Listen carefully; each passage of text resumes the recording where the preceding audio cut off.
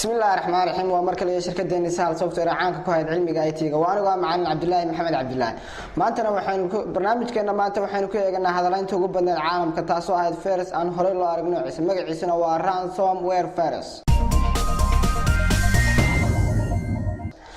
viruskan taariikhdiisa kooban hadaan ku siiyo sanadii 2016 dabayaaqadiisii ay ahayd markii la soo saaray viruskan viruskan ayaa waxa loo saaray in wax lagu yeelayo kombiyuutarada adduunka viruskan ayaa gabi ahaanba ka duwan kuwii hore u jiray viruskan ayaa wuxuu isticmaalayaa maadada loo encryption taasoo xogtaada uu ku xurayo wax loo yaqaan encryption viruskan ayaa xogtaada ama faylashaada wuxuu ka dhigayaa waxaan la furi karin ama waxaan la isticmaali karin viruskan wuxuu halku dhigu leeyahay your money on your data ama lacag bixi ama xogtaada lumaysa viruskan haddaad lacagta madax furashada aad bixisid waxa lagu soo dirayaa private key furayaal taasoo aad gelinaysid kadibna aad xogtaada toos u helaysid viruskan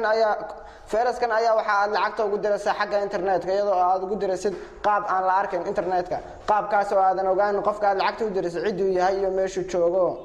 haddaba sidee uga gaashaaman kartaa viruskan تكوبات وحوين أتكلم على software هذا أتكلم سوى تجلس إنترنت كجارهان تور أنتج أما وبسيط هذا عن عنك كواهن بشدة لحده هذا مركز تباع أب كسم يسي حكت هذا مهم كا مر والباع أب كسم يسي حكت هذا مهم كا سي عاد كمبيوتر كجو فورمات جرس مركو كجل software هذا كمبيوتر ككوجتر كايل على أبديت كا هديو كمبيوتر كجو جل فيرس كان نحل الشركة ها قانت أوله سيدا سهل software صور كان إلى حال كان يلا وقف كم إذا دتك استعمال ياش إنترنت كا كدبنا لقى صور حاجة إنترنت كا سقول ليه العكدم سقول ليه كان العكدم له وات محاد عي سوى كل واقع هرانتي لو كنت دبيو طبعا أيام مركي هوتيل كي أستراليا أو ده مجلس فور ستارز هوتيل وفارس كان قالي كدمنا الباب سكوش غني سيستم نتورك لوك دور وقالي كدمنا دتك هوتيل كوتشر يكسر بحوايين ساعدنا كدم مركي ملكياش هوتيل كاي بحيان العكر رافس $1 أيها فارس كان kadib markii mulkiilayaasha hotelka ay bixiyaan lacag kor u dhaafaysa $1 ayaa waxa loo soo diray private key xagga internetka looga soo diray kadibna halkaas ayaa hotelkii dadkii albaabada ku xunaa saacado badan laga soo daayay